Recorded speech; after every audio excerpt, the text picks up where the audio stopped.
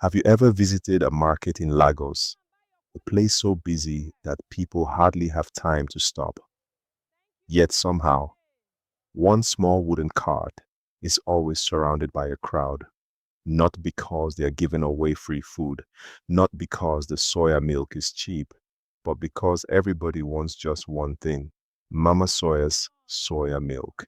If you were passing by and asked me, why is everybody gathered around that woman?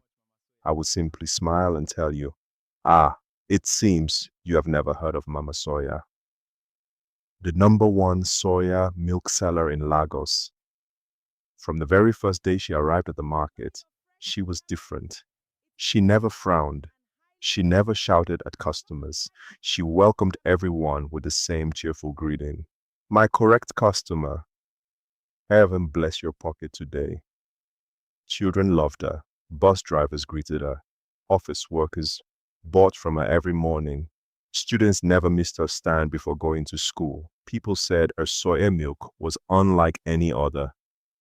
Cold, creamy, perfectly sweet. People even traveled from other parts of Lagos just to buy a bottle. Business was booming every afternoon. Her cart was empty. Everyone called her blessed. Nobody knew Please, if you are enjoying this video, do well to like, subscribe, and comment. Thank you and stay tuned. that every bottle carried a secret. At first, nobody noticed. How could they? The changes were small. A university student who had always passed his examinations suddenly began failing every semester. A tailor whose shop was always full stopped getting customers. A trader who never lacked money suddenly began counting losses every month. A happily married couple started arguing over the smallest things. Another man lost his job. Another lost his house. Another lost everything he had worked for. Each person blamed life. Nobody blamed the soya milk. How could they? It was just a drink, or so they thought. There was only one person in the market who refused to keep quiet. An old homeless woman wandered around the market every day. Most traders ignored her because she often shouted strange things that made little sense. But whenever Mama Soya arrived, the old woman's behavior changed. She would point at the cart and scream, "Don't drink it." She hides it beneath the cart.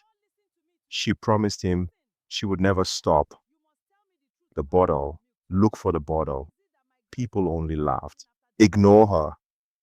She's saying her usual strange things again. Day after day, month after month, year after year. For 10 whole years, nobody listened. Then one afternoon, a man happened to walk through the market. Unlike everyone else, he didn't laugh. He stopped. He listened carefully. The man introduced himself as Daniel. He was a senior food safety inspector. The old woman's words stayed in his mind. Why did she only react whenever Mama Soya appeared? Not the akara seller, not the fruit seller, not the fish seller, only Mama Soya. Daniel decided to investigate. For weeks, he quietly watched. He noticed how quickly the soya milk sold. He noticed the same customers returning again and again. He noticed Mama Soya always kept one side of her cart covered with a thick cloth. She never allowed anyone near it, not even children. Something wasn't right. One Monday morning, Daniel returned. This time, he wasn't alone. Two inspectors came with him. As the market became busy, he walked straight toward Mama Soya. He smiled politely, removed his identification card and said, "Good morning, ma'am. We are conducting a routine inspection." The smile on Mama Soya's face disappeared for the first time in 10 years. Daniel searched the carts. Everything looked normal. Soybeans, sugar, ginger, milk bottles, ice, nothing unusual. Then he lifted the cloth beneath the cart. Hidden inside was a small calabash, and beside it, a tiny bottle filled with a strange white powder. The market fell silent. Daniel looked at her. "What is this?" Mama Sawyer didn't answer. Instead, she sat down. covered her face and began to cry. After several minutes, she finally spoke. 10 years ago, I wasn't selling soya milk. I sold vegetables. Before that, I sold tomatoes. Before that, I sold roasted corn. Before that, I sold pepper. Every business failed. I became the laughingstock of the market. There were days my children slept hungry. I had no one left to help me. One evening, I sat beside my vegetable basket and cried until everyone had gone home. Then, a man appeared. I had never seen him before. He greeted me politely. He said he knew why every business I touched failed. He told me I was meant for something bigger. He promised that if I switched to selling soya milk, people would travel across Lagos just to buy from me. He said I would never know poverty again. Daniel asked quietly, "And what did he ask for in return?" Mama Soya looked up. Tears rolled down her face. He said every promise has a price. He gave me the white powder. He told me never to ask what it was. He said I should mix only a tiny pinch into the first batch every morning. He warned me never to stop once I started. And if I ever confessed, she paused. The wind suddenly blew across the market. Everything I gained would disappear. The entire market fell silent. Nobody knew what to say. Some people began crying, others threw away the bottles they had just bought. The traders who had known Mama Soya for years couldn't believe the woman they laughed with every morning had been carrying such a terrible secret. Danielle looked at her for a long time. Then he quietly said, "You have hidden this truth for 10 years. Today, it ends." The inspectors seized the cart. Every bottle of soya milk was poured away. The strange white powder was taken away as evidence. Mama Soya was arrested for violating food safety laws and for using an unknown substance in food products. News spread across Lagos before sunset. By the next morning, everybody was talking about Mama Soya. Some people refused to believe it. Others remembered the strange warnings of the old homeless woman. Many stood in groups discussing everything that had happened. The once cheerful corner of the market suddenly became quiet. Nobody occupied the space where Mama Soya's cart had stood for 10 years. It remained empty, almost as if the market itself was mourning. During the investigation, Danielle asked her one question she could not answer. Who was the man? She shook her head. I don't know. What is his name? I never asked. Where does he live? I followed him once, but he disappeared. Daniel searched everywhere. He questioned traders, security guards, bus drivers, old women, young men. Nobody had ever seen such a man. Nobody knew where he came from. Nobody knew where he went. It was as though he had never existed. The investigation continued for months. Experts examined the strange white powder. Nobody could determine exactly what it was. Every laboratory that received it came back with a different report. Some called it ordinary. Others called it unusual. None of the reports matched. The small bottle remained one of the greatest mysteries Daniel had ever encountered in his career. Even after the case was closed, he never forgot it. Mama Soya was sentenced according to the law. She accepted everything without argument. Every day she replayed her choices in her mind. She remembered the evening she had been sitting beside her vegetables crying. She remembered the mysterious man. She remembered his promise. She remembered the day customers began rushing to her stand. She remembered counting money she had never imagined she could earn. She remembered believing that all her suffering had finally ended. But she also remembered something else. Every time someone thanked her for her delicious soya milk, a part of her heart felt heavy. Every smile she received reminded her of the promise she had made. She had wanted success, but not like this. She had wanted to feed her children, not carry a secret that would haunt her for the rest of her life. For the first time in 10 years, she slept peacefully, not because she was free, but because she was no longer hiding the truth. 6 months later, Mama Soya was released. When she stepped outside, the Lagos she returned to was no longer the Lagos she once knew. Nobody called her Mama Soya anymore.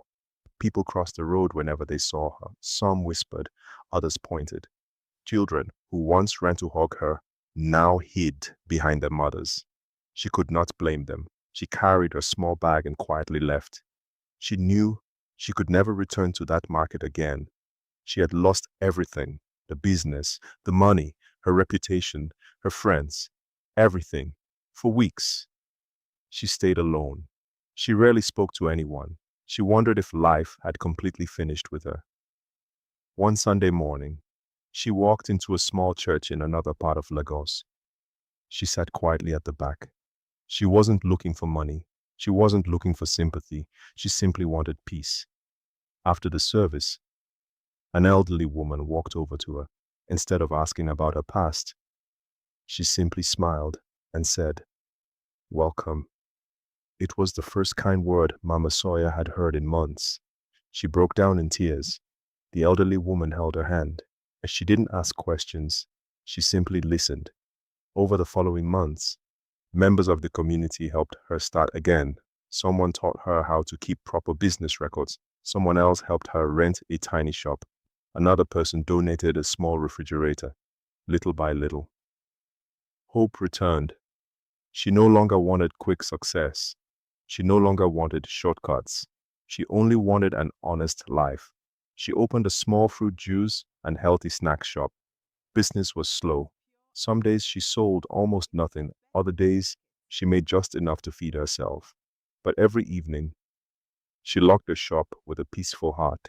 There were no secrets, no hidden bottles, no mysterious powders, only honest work. When customers praised her fresh fruit juice, she smiled, not because she had become rich, but because she had earned every naira honestly. Whenever someone asked why she never sold soya milk, she would quietly reply, "Some lessons are too expensive to learn twice." Meanwhile, something remarkable began happening across Lagos. At first, people dismissed it as coincidence, but as the weeks passed, the changes became impossible to ignore. The university student who had failed 3 consecutive semesters sat for his examinations once more. This time, he passed every single course. For the first time in years, his mother danced around their sitting room with tears of joy. The tailor whose shop had been empty for months received one customer, then another, then 5 more, within weeks. His sewing machines were working from morning till night again. The trader who had watched her business collapse unexpectedly received a large supply contract she had been praying for. Soon, her shop became one of the busiest in the market. The commercial bus driver, who had lost his job after a series of unfortunate events, found employment with a transport company that paid him even better than before. The married couple, who had almost signed divorce papers, found themselves talking again, laughing again, praying together again. Their home slowly became peaceful once more. The elderly widow, who had spent years battling one hardship after another, finally reunited with her children who had been living abroad. For the first time in many years, she no longer slept alone.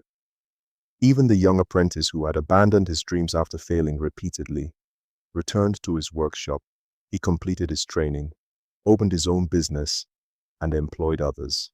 One by one, the people who thought life had forgotten them began rebuilding everything they had lost, not overnight, but little by little. Hope returned, smiles returned, peace returned. The market itself felt different. It was as Come and though a buy your heavy cloud that had qualified hung over here. it for years had finally lifted. Thank you. Please come Far away in again. another part of Lagos, Mama Soya had also begun a different life. She no longer introduced herself as Mama Soya. She simply called herself Grace. Every morning, she opened her little shop before sunrise. She swept the floor herself. She arranged her fruits neatly. She prepared fresh juice with her own hands. She greeted every customer with the same beautiful smile she had always been known for. But this time, There were no secrets, no hidden bottles, no shortcuts, only honest work. Business grew slowly. Some days were good, some days were difficult, but every evening she returned home with something she had not known for many years: peace. Whenever someone praised her success, she would simply smile and say, "If success asks you to sacrifice your conscience, it is not success. Walk away."